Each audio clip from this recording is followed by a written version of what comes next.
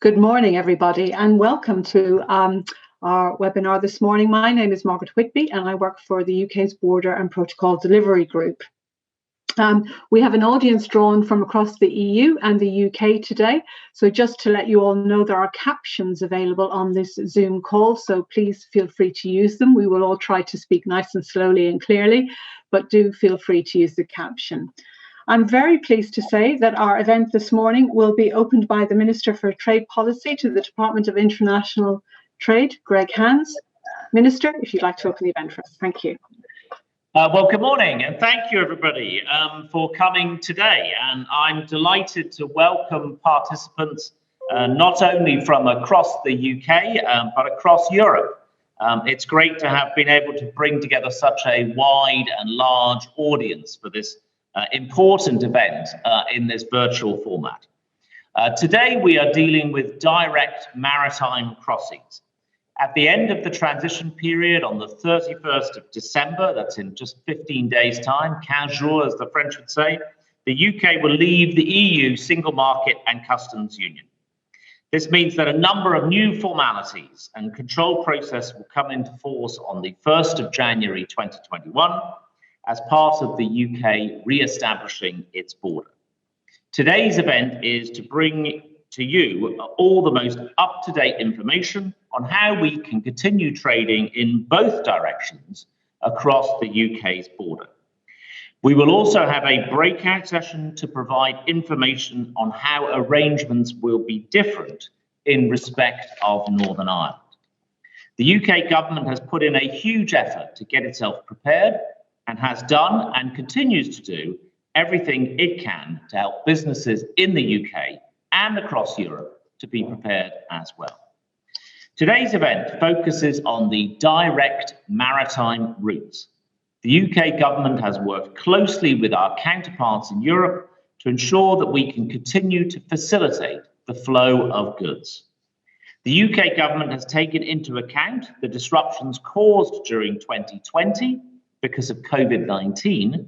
And in June this year, we took the pragmatic decision that we would not introduce full border controls immediately from the 1st of January 2021, but we would implement them in 3 stages: January, April, and July 2021, to enable businesses in the UK and across the EU more time to prepare.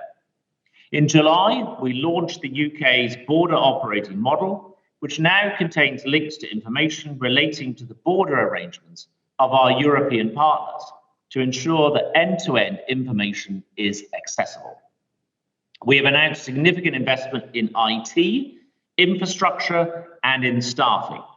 The government is investing in infrastructure through the Port Infrastructure Fund and through the building of new inland customs facilities. The UK's new Check and HGV service goes live next week, following rigorous testing and user testing. It'll be a simple service to use with no logins required for hauliers to check they have the right paperwork. For those travelling via the short straits, that it will issue the Kent access permit, they need to proceed to ports in Kent. We have also designed a new goods vehicle movement service to simplify the transit process. It will come into effect on the 1st of January 2021 when the UK accedes to the Common Transit Convention. This will enable quicker turnaround of imports into the UK and keep your goods flowing across the border.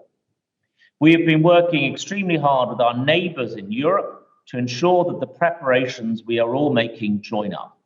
You will hear in the presentations today, delivered jointly by senior technical experts from the UK, Belgium, and the Netherlands, what new systems and processes are now in place to ensure that trade can continue to flow smoothly. We recognise that large-scale changes to complex border and trade systems and processes are difficult for businesses to absorb and integrate into their own procedures. And we recognise that there can be an additional barrier of language for some businesses across Europe. That is why we have undertaken a huge campaign to help businesses in the UK and across Europe to get ready. We launched our public information campaign in July with advertising in both the UK and the EU. We published new step-by-step guides on trading on gov.uk, our website.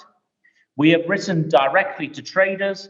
HMRC, which is the UK tax authority, called more than 10,000 of the biggest EU-only traders to check what preparations they were making, and we have followed up with further calls and support for those who said they wanted more help.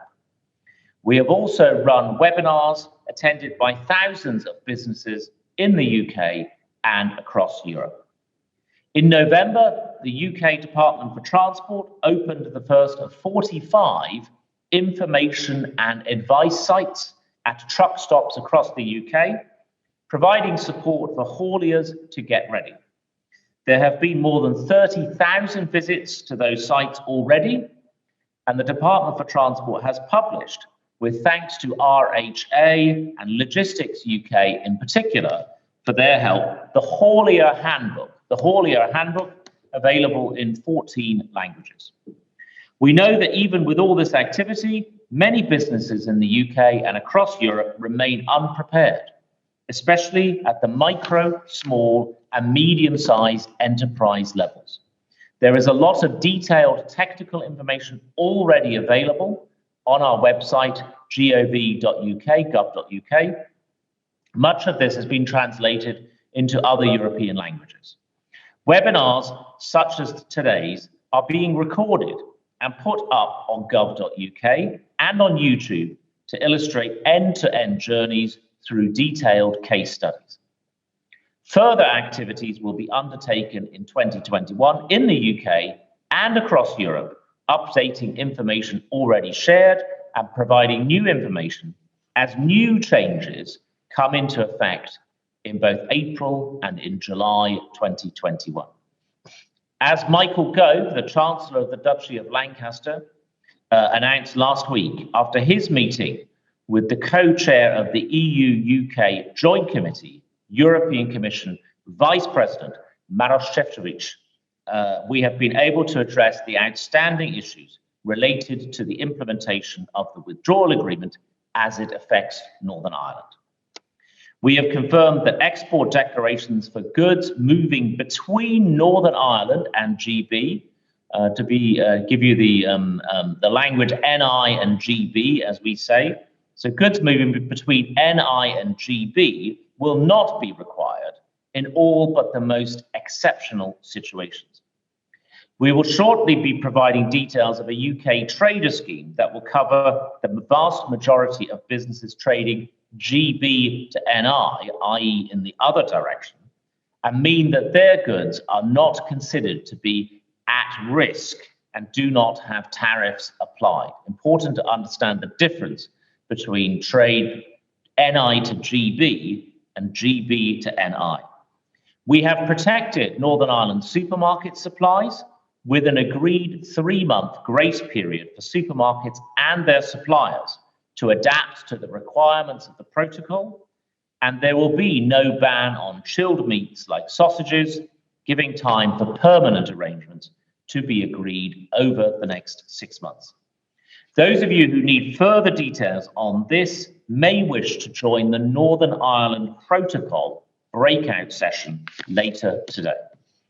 We recognise that it will take time to get used to new systems and ways of doing things, so we are making arrangements to deal with any disruption and mitigate wider consequences. We have set up a new border operations centre which will operate 24/7, 24 hours a day, monitoring the UK border in real time. Our counterparts in Europe have established similar structures to strengthen our coordination. The UK's Border Operations Centre will be able to identify potential causes and impacts of disruption of flow on passengers and goods at the UK border and provide data and analysis that enable us to mitigate any disruption. When it comes to goods that are critical to the UK's national security and to the preservation of human and animal welfare, such as medicines, including COVID-19 vaccines, we are committed to ensuring the continued supply of these Category 1 goods, even in the event of disruption to key freight flows. We welcome those trading in these goods to join also that separate breakout session later this morning. Ladies and gentlemen, I recognise the vital role which EU suppliers and traders play in keeping the British economy moving. Today's webinar represents an opportunity for the UK government to reach out to these businesses and provide informative, relevant and engaging updates on the UK border. I hope you find the event today useful and want to assure you that the UK government stands ready to support all businesses trading with the UK. Thank you very much for your attention. Thank you, Minister. I'm afraid this morning our Director General from the Border and Protocol Delivery Group, Emma Churchill, cannot be with us, but she has recorded a message that she wanted you all to see. So if I could ask my colleagues to play that now. Thank you very much. Well, good morning, everybody, and a very, very warm welcome from me as well to this Industry Day event. As you will all know, the Border and Protocol Delivery Group ran some of these events last year, and we were able to do those in person. I'm sorry that we can't all be with you in person today, but I'm delighted that we can be running these virtual events and that so many of you have therefore been able to register to attend. And today's event is focusing on direct maritime routes. In my role as head of the Border and Protocol Delivery Group, I'm responsible for making sure that the border operates as smoothly as possible at the end of the transition period. As I know that you are all very well aware, the end of the transition period is just a couple of weeks away now. And at the end of the transition period, the UK will be leaving the single market and the customs union. And that means new border controls. It means for goods moving from the EU into the UK and for goods moving from the UK into the EU. The UK has decided to stage the implementation of some of those controls, and colleagues will be talking more about that later today. But member states will be imposing those full new border controls at the end of the transition period, which makes it especially important that everybody, all businesses, all industry stakeholders in the UK and across all member states are completely ready for those new border controls. The agenda for today's event is based largely around operational case studies. These are very practical in nature. They've been put together by my team, colleagues in different government departments, but also working closely with our opposite numbers in member states to make sure that we're bringing you the full picture of the controls that are required on both sides of the border. We think it's really important that those case studies are both very practical in nature, but also show you those requirements on both sides of the border, because it's vital that all requirements are met if you are to trade successfully after the 31st of December when the transition period ends. We also have breakout sessions led by experts from UK government departments, from the Department for the Environment, Food and Rural Affairs, Her Majesty's Revenue and Customs, and my own teams in the Border and Protocol Delivery Group. They will be walking through exactly what you need to do, whether you're importing goods, whether you're exporting goods, whatever kind of good it is that you are importing or exporting. They will be able to answer all the questions that you have about how to do that successfully at the end of the transition period. I do encourage you to ask as many questions as possible. We have a really busy agenda to get through today. I know that you will get a wealth of information from all of our colleagues presenting today. I hope that you find it a thoroughly useful and informative day.